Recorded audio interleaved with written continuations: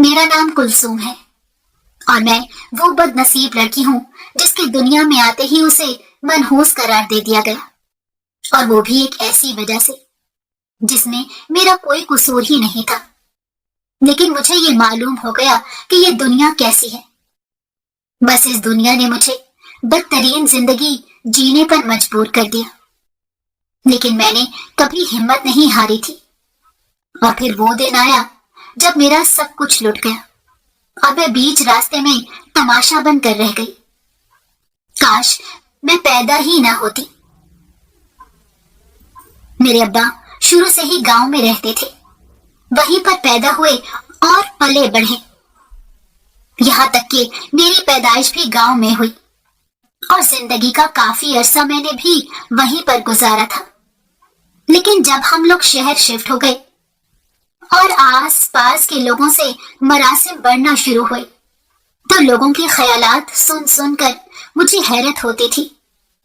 پتہ نہیں کیوں شہر کے لوگوں کو لگتا ہے کہ شاید گاؤں کی زندگی بہت اچھی اور پرسکون ہوتی ہے، لیکن میرا تجربہ بالکل الٹ تھا۔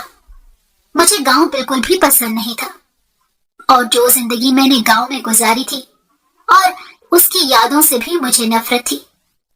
یہاں تک کہ شہر چلے جانے کے بعد میں نے کبھی پلٹ کر گاؤں جانے کا سوچا تک نہیں تھا۔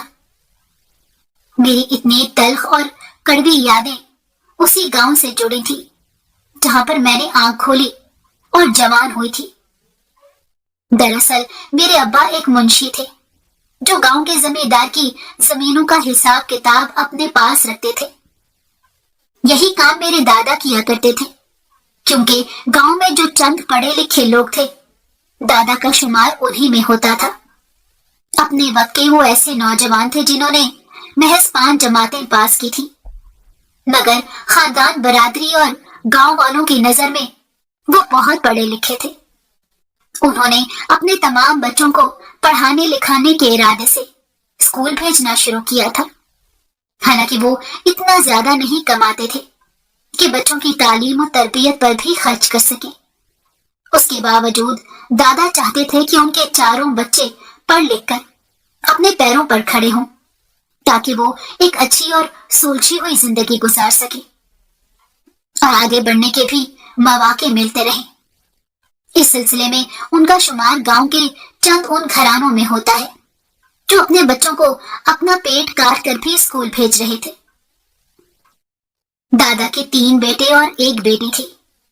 میرے ابا دوسرے نمبر پر تھے اور اپنے بڑے بھائی کے ساتھ اسکول جاتے تھے۔ میرے تایا کو پڑھنے لکھنے میں کوئی خاص دلچسپی نہیں تھی۔ انہوں نے اپنی زیادہ تر زندگی آوارہ گردی اور وقت ضائع کرنے میں گزاری، کیونکہ اسکول جانے کے بہانے سے وہ ابا کے ساتھ گھر سے تو نکلتے تھے لیکن اسکول پہنچتے نہیں تھے۔ میرے ابا اکیلے ہی اسکول جاتے اور بڑے بھائی کی دھمکی کی وجہ سے وہ دادا کو بھی یہ بات نہیں بتایا کرتے تھے، اور دادا کا کام ایسا تھا کہ وہ صبح فجر کے بعد زمینوں اور حویلی میں جاتے اور شام کو مغرب کے وقت لوٹتے تھے۔ تایا کے برعکس چھوٹے چچا پڑھنے میں کافی اچھے تھے، لیکن جب تک میرے ابا 5ویں کلاس میں پہنچے تو دادا کو یہ معلوم ہو گیا کہ ان کا بڑا بیٹا پڑھنے میں کوئی دلچسپی نہیں رکھتا۔ تب دادا نے ان پر کچھ سختی کرنا شروع کر دی، لیکن اس کا کوئی فائدہ نہیں ہوا۔ اس لیے دادا نے انہیں اسکول سے ہٹا کر کام سیکھنے پر لگا دیا، لیکن وہ وہاں بھی ڈنڈی مار دیتے تھے۔ انہوں نے کبھی زندگی اور کام کو سنجیدہ لیا ہی نہیں تھا۔ گاؤں کے لاؤبالی لڑکوں کے ساتھ ان کا اٹھنا بیٹھنا تھا، ہر وقت کسی نہ کسی کو اپنی شرارتوں کا شکار بناتے رہتے، اور جوانی کی دہلیز پر قدم رکھنے کے بعد تو انہوں نے گاؤں کی عورتوں اور لڑکیوں کو بھی تنگ کرنا شروع کر دیا تھا۔ اس بات کے پیش نظر دادا نے تایا کی شادی 17 سال کی عمر میں ہی کر دی تاکہ ان پر بیوی بچوں کی ذمہ داری پڑے تو وہ سدھر جائیں گے۔ ساتھ ہی دادا نے ان کو اپنے ساتھ زمین اور حویلی میں لے جانا شروع کر دیا، اور دیکھتے ہی دیکھتے وہ زمیندار کے کافی قریب ہو گئے، کیونکہ زمیندار کو ایسے لوگوں کی بھی ضرورت رہتی تھی جو باہمت اور بہادر ہوں اور کسی بھی جھگڑے سے گھبراتے نہ ہوں۔ اور تایا बिल्कुल ऐसे ही थे। जमींदार ने ताया को अपने खास लोगों में शुमार कर लिया। इस तरह उनका भी काम धंधा चलने लगा और दादा को भी कुछ सुकून हुआ कि अब वो घर बार की जिम्मेदारी संभालने के काबिल हो जाएंगे। दूसरी तरफ मेरे अब्बा गांव के उसी स्कूल में पढ़ रहे थे जो 8वीं तक था। अब्बा का इरादा तो यही था कि वो 8 जमात पास करने के बाद शहर जाने की कोशिश करेंगे ताकि जिंदगी को मजीद बेहतर बनाया जा सके। मेरे अब्बा अपने माँ बाप और बहन भाइयों के साथ जिस घर में रहते थे वो घर दादा का अपना ही था, लेकिन सारा घर कच्चा बना हुआ था। हालांकि गांव में पक्के घर बनना शुरू हो गए थे। दादा की भी बड़ी ख्वाहिश थी, लेकिन उनकी आमदनी इतनी ज्यादा नहीं थी कि वो घर के अखराजात और बच्चों की तालीम और तरबियत पर होने वाले खर्चों के अलावा कुछ जमा पूंजी भी जोड़ सके जो घर को दोबारा बनाने में लग सके। मेरी दादी और पुप्पो की बड़ी ख्वाहिश थी कि उनका भी पक्का घर हो जाए। जब ताया की शादी हुई और बहू घर में आई तो दादा ने वाज़ेहा तौर पर ताया को ये कहा कि मैं अपनी कमाई से पहले ही घर चला रहा हूँ, इसलिए तुम कोशिश करो कि कम अरसे में ही घर को पक्का करवा लो, क्योंकि अभी तुम्हारी नई नई शादी हुई है। बाद में बच्चों की जिम्मेदारियां शुरू हो गई तो मेरी तरह कुछ नहीं बना सकोगे। दादा ने ये बात अपनी बहू को भी समझाई और उसी ने अपने शौहर को इस बात की तरफ कायल किया और ताया भी पक्का घर बनाने का सोचकर काम में खूब दिल लगाने लगे। जब तक अब्बा ने मैट्रिक मुकम्मल किया तब तक ताया ने घर बनाना शुरू कर दिया था। हालांकि उनका एक बेटा इस दुनिया में आ चुका था, लेकिन वो अपनी आमदनी का मुकम्मल तौर पर घर की तामीर के लिए इस्तेमाल करते रहे। ऐसे में घर के सारे अखराजात चलाने में दादा को मुश्किलात का सामना करना पड़ता था। जब मेरे अब्बा ने 8 जमातें पास कर ली तो दादा ने उन्हें अपने साथ हवेली में ले जाना शुरू कर दिया। अब्बा का हिसाब किताब और समझदारी देखकर जमींदार ने जल्दी अब्बा को काम पर बिठा लिया। हालांकि वो आगे पढ़ना चाहते थे, मगर हालात को देखते हुए उन्होंने भी खामोशी इख्तियार कर ली और इस बात का पक्का इरादा कर लिया कि अपने बाप और भाई के साथ मिलकर घर की जिम्मेदारियां उठाएंगे और अपने छोटे बहन भाइयों को आला तालीम दिलवाएंगे। इस सिलसिले में उन्होंने पहले ही दादा से बात भी कर ली। उस वक्त तो दादा अब्बा की बात पर खामोश हो गए, लेकिन आगे चलकर उन्होंने छोटे बेटे को तो शहर भेजने का फैसला कर लिया, मगर बेटी को ना तो आगे पढ़ाने पर राजी थे और ना ही शहर भेजने पर। उनका ख्याल था कि बेटियों को मुनासिब उम्र में ही उनके असली घर भेज देना चाहिए ताकि वो वहां के माहौल के मुताबिक एडजस्ट हो जाएं। घर के तमाम अहम फैसले दादा खुद किया करते थे, इसलिए अब्बा ने भी ज्यादा मुखालफत नहीं की और जब अब्बा की शादी मेरी अम्मा के साथ हुई तब तक ताया के यहाँ 2 बेटे पैदा हो चुके थे और ताया ने घर का काफी काम भी मुकम्मल करवा लिया था। कच्चे घर में जहाँ पहले 3 कमरे थे वहीं पर अब्बा ने 4 कमरे बनवाए, जिनके सामने बरामदा भी था और सहन भी काफी बड़ा बच गया था। पक्का घर बन जाने के बाद सभी घर वाले बेहद खुश थे, मगर ताया अपने घर बनवाने के लिए जमींदार से बहुत सारा कर्जा ले लिया था, जिसके बारे में दादा को भी इतना मालूम नहीं था, क्योंकि वैसे भी वो 1 साल से घर बैठे थे। उनका सारा काम हवेली में अब्बा संभाल चुके थे।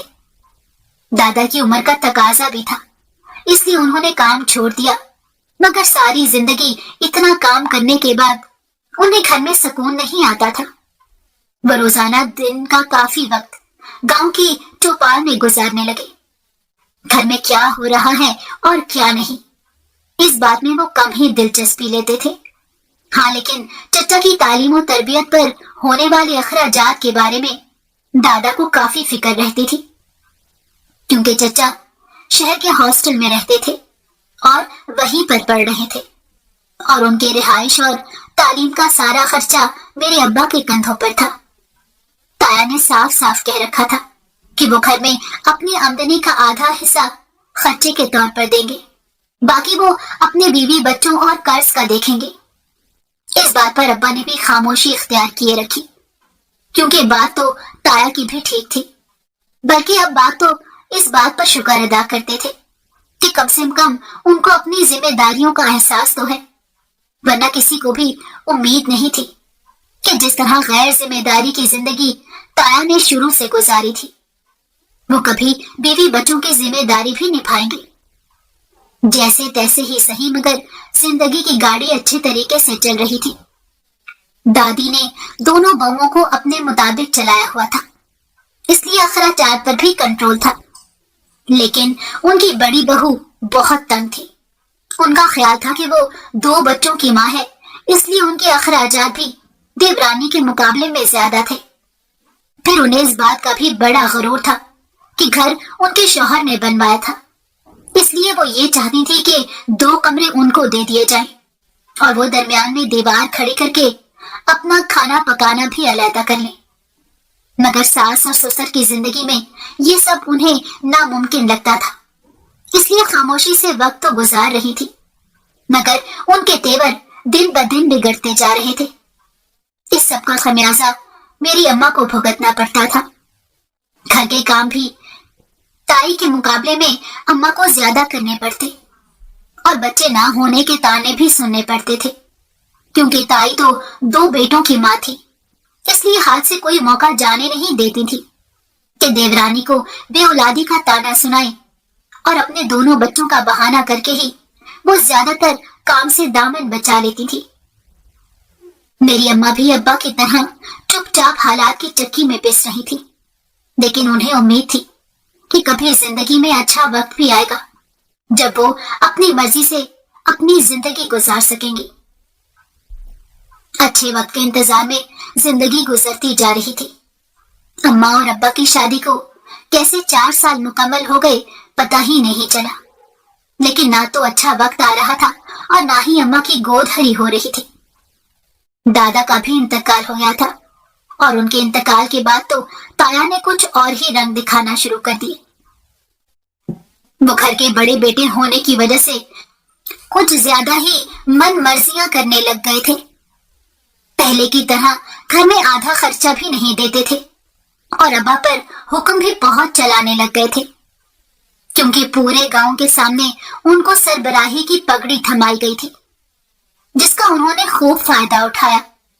और उनकी बीवी भी अब खुलकर बोलने लग गई थी। जिसने कभी ससुर की मौजूदगी में कोई बात नहीं की थी, अब उसने आए दिन घर में तमाशा लगाना शुरू कर दिया। 3 बेटों की माँ बनने के बाद तो वो खुद को पता नहीं क्या समझने लग गई थी। ऊपर से ताया भी अपनी बीवी को कुछ नहीं कहते थे। बच्चों ने अलग नाक में दम कर रखा था, क्योंकि ताई का दिल चाहता तो घर का काम कर लेती थी, वरना सारा काम अम्मा और मेरी पुप्पो पर डाल रखा था। दादी बहुत ज़ईफ और बीमार होने की वजह से कमरे तक महदूद होकर रह गई थी। दादा के गुजर जाने के बाद दादी ने घर का माहौल देखते हुए दोनों बहुओं को अलग अलग करने का फैसला भी किया था, लेकिन दादी चाहती थी कि घर के 3 हिस्से किए जाएं, क्योंकि उनका एक और बेटा भी तो था जो शहर में पढ़ता था। दादी का यही इरादा था कि वो ताई को अलग कर देंगी और खुद अम्मा के साथ ही रहेंगी, क्योंकि चंद महीनों में पुप्पो की भी शादी होने वाली थी। मगर ताई ने अलहदा होने से इनकार करके सबको हैरत में डाल दिया, क्योंकि अब वो ये सोचने लगी थी कि घर तो उनके शौहर ने बनवाया था, इसलिए वो पूरे घर की मालिक थी।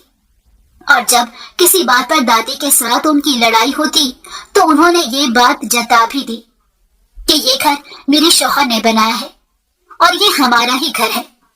वो तो हम लोग आपको यहाँ पर रहने देते हैं, लेकिन उसका ये मतलब नहीं कि आप लोग जो जी में आएगा वो करेंगे। अगर किसी ने यहाँ पर रहना है तो उसे हमारे मुताबिक जीना होगा। इस बात पर दादी ने भी बहू के साथ पूरा उतरने की पूरी कोशिश की, मगर वो पहले जैसी सेहतमंद और ताकतवर नहीं थी। आखिरकार उनको ही चुप होना पड़ा। मेरी अम्मा के मुंह से तो वैसे भी जबान नहीं थी, और जिस वक्त ये सारा हंगामा हुआ उस वक्त घर के दोनों मर्द अपने अपने काम पर थे। लेकिन जैसे ही रात को दोनों घर वापस आए तो ताई ने दोबारा लड़ना शुरू कर दिया उस वक्त अब्बा ने अपने बड़े भाई को घर से बाहर ले जाकर उनसे बात की कि ये घर बनवाया है बेशक आपने, लेकिन खरीदा तो अब्बा ने था। इस वजह से इस घर में उनकी चारों औलादों का हिस्सा है। मगर ताया किसी भी तरह पुप्पो को घर में से कोई हिस्सा देने को तैयार नहीं थे, बल्कि वो तो अपने दोनों भाइयों का हिस्सा भी खुद रखना चाहते थे। इसलिए वक्त की नजाकत को देखते हुए उस वक्त उन्होंने खामोशी इख्तियार किए रखी, मगर दिल और दिमाग में उनके भी वही सब चल रहा था जो पटियां इतने सालों से उनकी बीवी ने उनको पढ़ाई थी। अब्बा को अपने भाई के ख्यालात का किसी हद तक अंदाजा था, इसलिए अब्बा ने अपनी इकलौती बहन की शादी अपने मामू के जरिए दूसरे गांव के एक घर में करवाई और फिर गांव की पंचायत में बात करके घर के बंटवारे का मामला तय करने की कोशिश की। मगर चूंकि घर की दोबारा तामीर में सारा पैसा ताया ने लगाया था, इस वजह से घर के 3 मसावी हिस्से नहीं किए गए, बल्कि घर का जितना हिस्सा अब्बा और चचा को मिला उससे डबल ताया को दिया गया था। उसके बावजूद ताई के कलेजे में ठंड नहीं पड़ी थी। हालांकि दादी के कहने पर ताई का हिस्सा दीवार बनाने के बाद अलग कर दिया गया था और अब्बा के साथ जो चचा का हिस्सा था वो वैसे ही रखा गया, क्योंकि चचा तो फिलहाल गांव में रहते ही नहीं थे और उनका इरादा भी वापस गांव आने का नहीं था। दूसरी तरफ अब्बा और अम्मा जिम्मेदारियों की और हालात की इस चक्की में पिसते हुए ये भी भूलते जा रहे थे कि उनकी भी कोई जिंदगी और ख्वाहिशात हैं। शादी के 5 साल तो दोनों ने सिर्फ घर को चलाने और घर वालों की जरूरियात को पूरा करने में गुजार दिए और 5 साल बाद जब उन्हें औलाद की खुशी मिली तो साथ ही बहन की बेबी का सदमा भी उठाना पड़ा। हुआ कुछ यूं कि मैं अपने माँ बाप की पहली औलाद के रूप में उनकी जिंदगियों में आई थी, लेकिन पैदा होते ही ताई ने मुझे मनहूस का लकब दे डाला, वो भी सिर्फ इस वजह से कि एक तो पैदाइशी तौर पर मेरे पैर में नुक्स था और जिस दिन मैं पैदा हुई उसी दिन मेरे पुप्पा का इंतकाल हो गया और पुप्पो बेवा हो गई थी। अम्मा तो पुप्पो के ससुराल नहीं जा सकी, मगर अब्बा का जाना जरूरी था। अब्बा फौरन अपनी बहन के दुख में शरीक होने के लिए दूसरे गांव उसके ससुराल पहुंच गए, क्योंकि अब तो माँ भी जिंदा नहीं थी जो बेटी का दुख बांट लेती। मगर वहां पहुंचकर उन्हें कुछ अजीबो गरीब सिचुएशन का सामना करना पड़ा। पुप्पो की शादी को 1 साल ही गुजरा था और अभी कुछ दिन पहले उन्होंने एक बेटी को जन्म दिया था और अचानक से पुप्पो का दुनिया से चले जाना तो जैसे उनकी जिंदगी में बर्बादी का एक तूफान ले आया, क्योंकि मैयत वाले घर में सब पुप्पो को कोस रहे थे। उनको और उनकी बेटी को मनहूस कहकर पुप्पो की सास दुहाइयां दे रही थी कि यही माँ बेटी मेरे जवान बेटे को खा गई, वरना सुबह अच्छा भला काम पर गया था और वापस ही नहीं लौट सका। हालांकि पुप्पा का इंतकाल रोड एक्सीडेंट में हुआ था। उस वक्त उनके साथ मेरी पुप्पो भी नहीं थी, फिर भी सारी सूरत हाल का जिम्मेदार उन्हें ठहराया जा रहा था। यहाँ तक कि पुप्पो की सास ने बहू और पोती को अपने घर रखने से भी इनकार कर दिया। उस वक्त अब्बा को बड़ी बेबसी का सामना करना पड़ा, मगर वो कुछ और कर भी तो नहीं सकते थे, इसलिए पुप्पो और उनकी बेटी को अपने साथ ही ले आए। हालांकि ताया को भी बहन के इस तरह बेवा होने पर उनके ससुराल जाना चाहिए था, मगर वो अपने काम पर चले गए और ताई ने ये कहकर जान छुड़ा ली कि भला मैं अब 3-3 बच्चों को लेकर कहां मैयत वाले घर में जाती फिरूंगी। लेकिन जब अब्बा अपनी इकलौती बहन और भांजी को लेकर वापस घर लौटे तो ताई ने सबसे पहले अजीब अजीब बातें करना शुरू कर दी और इस सब का जिम्मेदार मेरे नन्हे से वजूद को ठहराया, जिसे यह भी खबर नहीं थी कि आसपास क्या हो रहा है। मेरी अम्मा को इतने साल बाद माँ बनने का सुख मिला था, लेकिन ताई ने उनकी सारी खुशी को गारत करके रख दिया। मेरे पैर के नुक्स की वजह से पता नहीं वो क्या कुछ कह रही थी कि अगर बच्चा इस तरह का पैदा हो तो वैसे ही माँ बाप के लिए सजा बन जाता है, और ये तो फिर लड़की है, इससे इस ऐप के साथ कौन गले लगाएगा। ये तो सारी जिंदगी तुम लोगों के सीने पर मोंग दलेगी। साथ ही ताई ने ये भी कहा कि ये देखो, इसकी नहुसत का साया हमारी नंद की जिंदगी पर भी पड़ गया, और वो भी एक बच्ची के साथ बोझ बनकर दोबारा हमारे गले पड़ गई है। अम्मा को जेठानी के ये ख्यालात सुनकर दुख तो बहुत ज्यादा हुआ, लेकिन उन्होंने खामोशी से आंसू अपने अंदर उतार लिए और मुझे उठाकर अपने सीने से लगा लिया। एक माँ भला ये कैसे सोच सकती थी कि उसकी बेटी मनहूस हो सकती है, और वो बेटी जो 5 साल बाद उनकी गोद में आई थी। पुप्पो अपनी भाभी की बातें सुनकर रोती रही। वो भी अच्छी तरह जानती थी कि जो उनके साथ हुआ था उसमें ना तो उनकी बेटी का कोई कसूर था और ना भतीजे का, और अपनी बड़ी भाभी की आदत और जबान से तो वो अच्छी तरह वाकिफ थी। इसलिए खामोशी से उनकी बातें सुनती रही और उनके जाने के बाद अम्मा के पास बैठकर रोती रही। अम्मा ने उन्हें दिलासा दिया और समझाया कि किसी के कहने से कुछ नहीं होता, ऐसी बातें अब तो सुनने को मिलती रहेंगी, इसलिए दिल भी बड़ा कर लो, क्योंकि हम दोनों ने अपनी अपनी बेटियों के लिए तो जीना है। पुप्पो की बेदगी का सुनकर चचा भी शहर से गांव आ गए। वो अपनी बहन से भी मिलना चाहते थे और भाई की पहली खुशी में भी शरीक होना चाहते थे। शहर में वो जिस कॉलेज में पढ़ते थे उसी के हॉस्टल में उनकी रिहाइश थी, लेकिन अब उन्होंने अपने अखराजात अपने जिम्मे ले रखे थे। वो कॉलेज के बाद कहीं पर जॉब भी करते थे और 2 साल से अपना खर्चा खुद ही उठा रहे थे। ऐसा बिल्कुल भी नहीं था कि उन्हें अपने घर वालों की फिक्र नहीं थी या वो उनसे मिलना नहीं चाहते थे।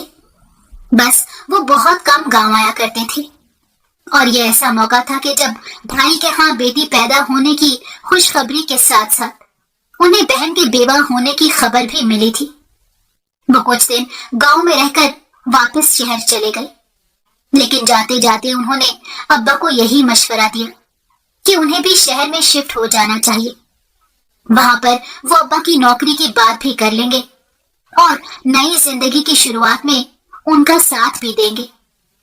उनका कहना था कि इस तरह के माहौल में रहते हुए वो ना तो सुकून से जी सकते हैं और ना ही अपने बच्चों के लिए कुछ कर सकेंगे, क्योंकि अब उनके साथ एक बेवा बहन और यतीम भांजी का भी साथ था। ये सब कुछ कहकर वो तो वापस चले गए, मगर अब्बा के दिलो दिमाग में एक जंग छिड़ गई थी।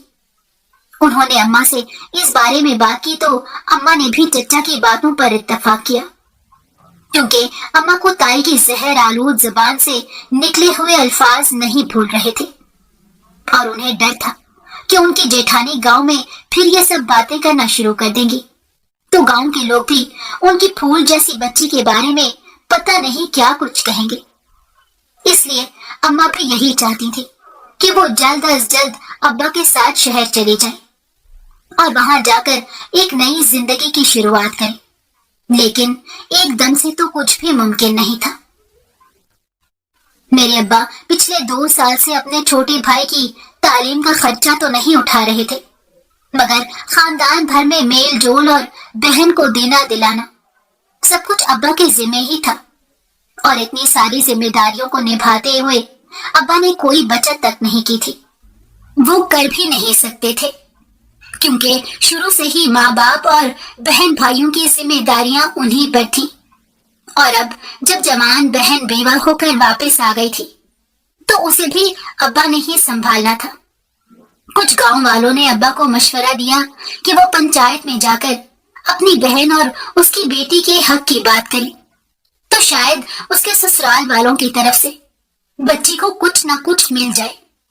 इस सिलसिले में अब्बा ने बहुत सोचा और फिर अपने गांव की पंचायत में बात की, तो उन्होंने ये कहकर मामला खत्म कर दिया कि दूसरे गांव के मामलात में हम कैसे बोल सकते हैं।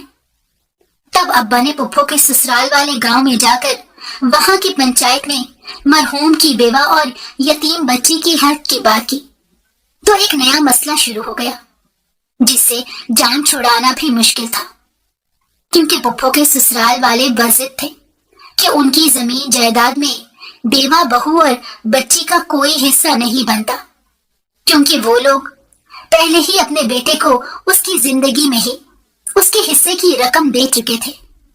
हालांकि ये बिल्कुल झूठ था और इस बात की गवाह पुप्पो खुद थी, मगर उनकी गवाही भी किसी काम न आ सकी।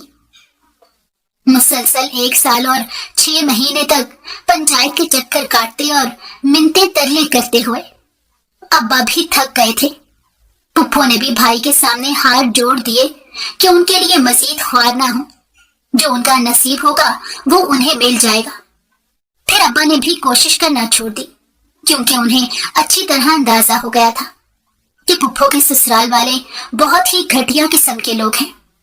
अगर वो थोड़े भी गैरतमंद होते तो कभी अपने घर की इज्जत को इस तरह बेघर ना करते। मगर होने को कौन टाल सकता है, जो होना था वो हो चुका था। ताया तो बहन की तरफ से ऐसे आंखें बंद करके बैठे थे जैसे आने वाले खतरे से कबूतर आंखें बंद कर लेता है, और ये सब कुछ ताई की शय पर हो रहा था। यहाँ तक कि ताया और ताई ने कभी पुप्पो को 1 रुपया तक नहीं दिया कि वो अपनी बच्ची की कोई जरूरत पूरी कर सके। पुप्पो अपनी बच्ची के साथ मुकम्मल तौर पर मेरे अब्बा पर इन्हिसार करती थी, और मेरे अम्मा अब्बा ने कभी माथे पर शिकन तक नहीं डाली, क्योंकि उन्हें अपनी बेवा बहन का ख्याल भी था और खौफे खुदा भी था। अब्बा यही सोचते थे कि अगर वो भी बहन से मुंह मोड़ लेंगे तो कयामत के दिन अपने माँ बाप को क्या जवाब देंगे, और फिर जवाब दे तो उन्होंने अपने रब के हुजूर भी होना था, जिसने बंदे को रिश्तों में बांधा था। फिर भला कोई इंसान अपने मफाद की खातिर रिश्तों से कैसे मुंह मोड़ सकता है। मेरे अब्बा को पूरा यकीन था कि जो कुछ उनकी जिंदगी में हो रहा है उसका कोई ना कोई अच्छा फल उनको एक ना एक दिन जरूर मिलेगा, और वो अच्छे वक्त के इंतजार में जी रहे थे। मेरे माँ बाप का अच्छा वक्त पता नहीं कब आना था, लेकिन मेरा बुरा वक्त उस वक्त शुरू हो गया जब मैं अपने पैरों पर चलने के काबिल हुई।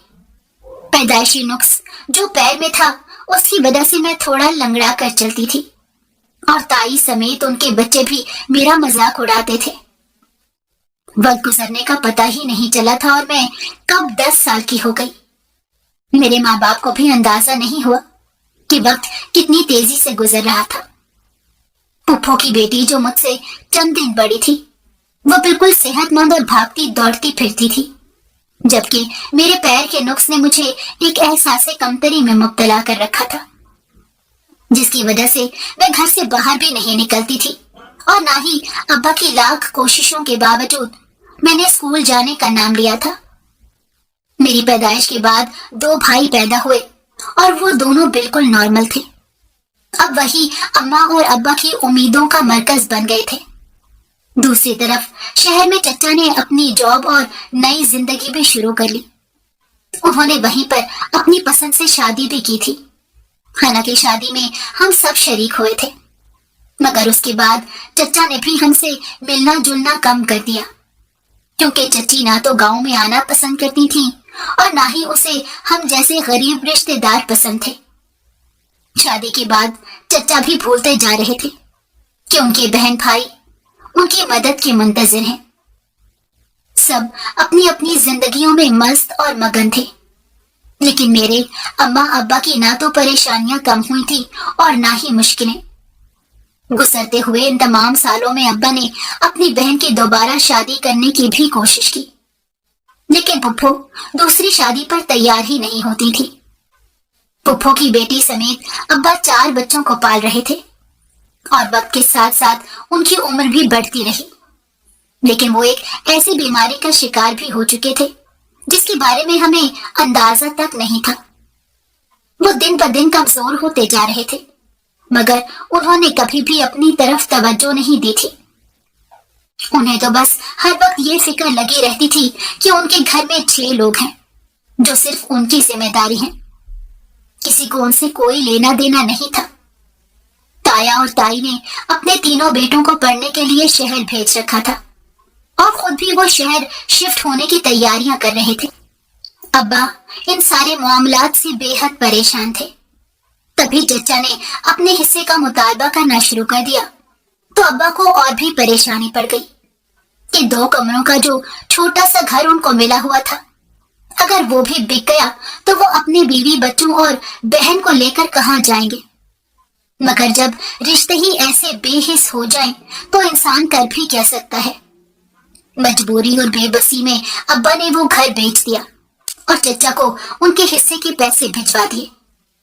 चचा ने तो पलटकर खबर तक नहीं ली और ताया भी अपने बड़े दोनों बेटों के पास शहर चले गए। उन्होंने अपने हिस्से का घर भी बेच दिया। यहाँ तक कि उन्होंने जब अपने बेटों की शादियां की तो छोटे भाई को बुलाया तक नहीं था।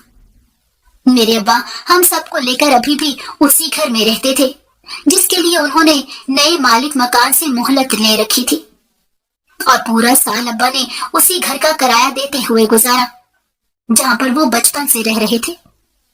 ये बात भी अब्बा के लिए बहुत सदमे का बाइस थी, लेकिन हालात जैसे भी हों, इंसान को गुजारा करना ही पड़ता है। मगर जब नए मालिक मकान ने भी घर खाली करने का मुतालबा करना शुरू कर दिया, तो अब्बा ने एक जानने वाले से उसका छोटा सा घर किराए पर ले लिया। वो घर भी 2 कमरों का था, लेकिन कच्चा बना हुआ था, जिसकी वजह से उसका किराया कम था। हालात बद से बदतर होते जा रहे थे। मैं और पुप्पू की बेटी, हम दोनों ही जवान हो चुकी थी। फिर मुझे मेरी बचपन की सहेली ने बताया कि शहर में लोग फैक्ट्रियों में भी काम करते हैं और रोजी रोटी कमा लेते हैं। उसके 2 चचा भी एक ऐसी ही फैक्ट्री में काम करते थे। तब मैंने और मेरी कजन ने अब्बा से बात करके उन्हें शहर मुंतकिल होने पर मनाना शुरू कर दिया। जब अब्बा की तबीयत भी काफी खराब रहने लगी और वो काम करने के काबिल नहीं रहे, तो उन्होंने हमारी बात मान ली और हम सब मेरी उसी दोस्त के चचा की मदद से शहर चले गए। वहां पर हम दोनों बहनों ने फैक्ट्री में काम करना शुरू किया और फैक्ट्री के पास बनी कच्ची आबादी में हमें 2 कमरों का छोटा सा क्वार्टर भी मिल गया। वो क्वार्टर फैक्ट्री की तरफ से ही मिला था, इसलिए कम से कम हमें घर का किराया देने की परेशानी से आजादी मिल गई थी। शहर आने के बाद पुप्पो ने अब्बा के इलाज के लिए उन्हें सरकारी अस्पताल में बाकायदगी से ले जाना शुरू किया, लेकिन तब तक बहुत देर हो चुकी थी। अब्बा के गुर्दे मुकम्मल तौर पर काम करना छोड़ते जा रहे थे और डॉक्टर भी कोई खास उम्मीद नहीं दिलाते थे। अम्मा इन सारी परेशानियों की वजह से बेहाल होती जा रही थी, लेकिन अम्मा को मालूम था कि अगर अब्बा को कुछ हो गया तो घर में सिर्फ वही होंगी जिसे सबको संभालना था। पुप्पो ने अम्मा का बहुत साथ दिया। मेरे दोनों भाई इतने बड़े तो हो गए थे कि वो घर और घर से बाहर के छोटे मोटे काम संभाल लेते थे। शहर में शिफ्ट होने के बाद अम्मा ने उन दोनों को काम सीखने के लिए अलग अलग दुकानों पर बैठाया था, जहां से रोज के थोड़े बहुत पैसे मिल जाते, जिससे घर का खर्चा चल रहा था। हम दोनों लड़कियों को फैक्ट्री में काम करते हुए जब 1 महीना पूरा हुआ और हमें तनख्वाह मिली, तो मुझे ऐसे लगा जैसे मेरी बेकार जिंदगी को भी कोई मकसद मिल गया था। मैं गांव के माहौल में जिस तरह पली बड़ी थी, मेरे अंदर खुद एतमादी नाम की कोई चीज नहीं थी और मुझे ये बिल्कुल भी अंदाजा नहीं था कि किस पर मुझे यकीन करना चाहिए था और किस पर नहीं। बाज़ औक़ात फैक्ट्री में मुझे अजीबो गरीब नजरों का भी सामना करना पड़ता, लेकिन कम से कम यहाँ पर कोई मेरे पैर के नुक्स का मजाक उड़ाने वाला नहीं था। सब अपने अपने काम में मसरूफ होते थे। मेरे लिए इतना ही काफी था, क्योंकि मैंने बचपन से जो कुछ सुन रखा था, उसके बाद अब मेरी बर्दाश्त खत्म होती जा रही थी। हमें शहर में शिफ्ट मुश्किल से 5-6 महीने गुजरे होंगे कि अब्बा का इंतकाल हो गया। मोहल्ले वालों ने कफन दफन और बाकी चीजों में हमारा बड़ा साथ दिया, लेकिन अब्बा के जाने के बाद जिंदगी और भी मुश्किल हो गई। मेरे दोनों भाई 9 और 10 साल के हो गए थे, लेकिन वो जवान तो नहीं थे कि हमारी जिम्मेदारियां भी उठा सकें और हमारी हिफाजत भी कर सकें। ऐसे में रोजाना घर से बाहर निकलना न सिर्फ हमारे लिए परेशानी का बायस था, बल्कि अम्मा और पुप्पू भी परेशान रहती थी। हम दोनों की परेशानी की वजह तो फैक्ट्री के रास्ते में मिलने वाला एक आवारा लड़का था, जो आते जाते हम पर जुमले कसता था। हम दोनों बहुत ज्यादा डरती थी, लेकिन घर में अम्मा और पुप्पो से ये बात भी नहीं कर सकती थी, क्योंकि घर में कमाने वाला कोई और नहीं था। फिर एक दिन ऐसे हुआ कि पुप्पो की बेटी की तबीयत खराब थी, तो मुझे अकेले फैक्ट्री जाना पड़ा। और रास्ते में उस लड़के ने मेरे साथ बदतमीजी और छेड़छाड़ करने की कोशिश की, तो मैं बहुत ज्यादा डर गई। जब वो अपने दोस्तों के साथ मुझे तंग कर रहा था, तो मुझसे भागा भी नहीं जा रहा था, क्योंकि मैं बहुत ज्यादा लड़खड़ाने लग गई थी, जिस पर उन लड़कों ने मेरा खूब मजाक उड़ाया और ये भी कहा कि ये तो आसानी से हमारा शिकार बन सकती है, क्योंकि बेचारी लंगड़ी से भागा भी नहीं जा सकता। मैं बड़ी मुश्किल से फैक्ट्री पहुंची, लेकिन मेरी ऐसी हालत देखकर फैक्ट्री में काम करने वाला एक सीनियर वर्कर मेरे पास आ गया और मेरी खैरियत पूछने लगा। वो उम्र में तकरीबन मेरे अब्बा जितने थे और मैंने उनकी शराफत की बड़ी तारीफें सुनी थी, इसलिए उन पर एतबार करते हुए मैंने उनको सब कुछ बता दिया। तो वो कहने लगे कि बेटा आप फिक्र ना करो, आज से मैं आपको छोड़ दूंगा और फिर फैक्ट्री के मालिक से बात करके कोई इंतजाम भी कर लूंगा। मुझे उनकी बात सुनकर काफी तसल्ली मिली, क्योंकि पहली मर्तबा किसी ने मेरे साथ इतनी नरमी और अच्छे तरीके से बात की थी, और अब्बा के अलावा वो वाहिद इंसान थे जिन्होंने मेरी मदद करने की बात भी की थी। इसलिए मेरा हौसला बढ़ गया। मगर शाम को जब वो मुझे छोड़ने के लिए जा रहे थे, तो तब भी वो लड़के रास्ते में मौजूद थे, मगर किसी की हिम्मत नहीं हुई कि वो एक लफ्ज मुंह से निकालते। मैंने पहली मर्तबा शहर आने के बाद खुद को इतना महफूज महसूस किया। शकील साहब ने मुझे घर की गली तक छोड़ा और कहा कि कल सुबह भी यहीं पर आकर मेरा इंतजार करना, मैं तुम्हें लेने आ जाऊंगा। मैंने इस बारे में पुप्पो की बेटी को बताया तो वो भी खुश हो गई, और फिर अगले दिन जब मैं गली के नुक्कड़ पर उनका इंतजार कर रही थी, तो वो वाकई मुझे लेने आ गए। अब रोजाना वो मुझे लेने भी आते और वापसी पर गली के नुक्कड़ तक छोड़ने भी जाते थे। ऐसे ही एक हफ्ता गुजर गया। पुप्पो की बेटी की तबीयत तो काफी बेहतर हो गई थी, लेकिन अभी 2 दिन मजीद उसकी छुट्टी बाकी थी। मैं रोज की तरह शकील साहब के साथ ही फैक्ट्री जाती और वापस आती थी, लेकिन एक शाम जब वो मुझे छोड़ने के लिए घर की तरफ जा रहे थे, तब उन्होंने रास्ते में मुझे एक ऐसी बात कही जिसे सुनकर मुझ पर हैरतों के पहाड़ टूट पड़े, क्योंकि मैंने सोचा भी नहीं था कि वो मुझसे कुछ ऐसा कह सकते हैं।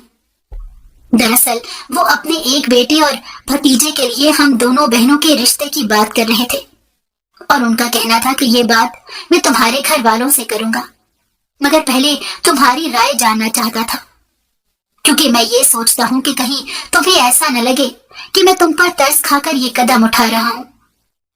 मुझे हैरत तो काफी थी कि भला कोई मुझ जैसी ऐबदार लड़की के साथ अपने बेटे की शादी क्यों करना चाहेगा। इसलिए मुझे अजीब सी परेशानी लाहक हो गई कि कहीं उनके बेटे में भी तो कोई खराबी नहीं, या पता नहीं क्या माजरा होगा। मगर 2 दिन बाद जब वो अपने बीवी, भाई और भाभी के साथ हमारे घर हम दोनों का रिश्ता लेकर आए, तो उन्होंने बताया कि उनका बेटा और भतीजा भी उसी फैक्ट्री के दूसरे यूनिट में काम करते हैं, मगर वो अच्छा कमाते हैं, और उन्होंने अपने बेटे से पहले ही इस बारे में खोल कर बात कर ली थी। उसे भी इस रिश्ते पर कोई एतराज नहीं था, हालांकि वो ये भी जानता था कि मैं लंगड़ा कर चलती हूँ। अम्मा और पुप्पो को तो यकीन ही नहीं आ रहा था कि अचानक से बैठे बिठाए उनकी बेटियों के लिए इतने अच्छे रिश्ते कैसे घर चल कर आ सकते थे। शायद यह उनकी सारी जिंदगी भर के सब्र का फल था जो अब उन्हें मिल रहा था। अम्मा और पुप्पो ने अल्लाह के बाद शकील साहब पर यकीन करते हुए हम दोनों के रिश्ते वहां तय कर दिए, और 6 महीने बाद हमारी शादियां भी हो गईं।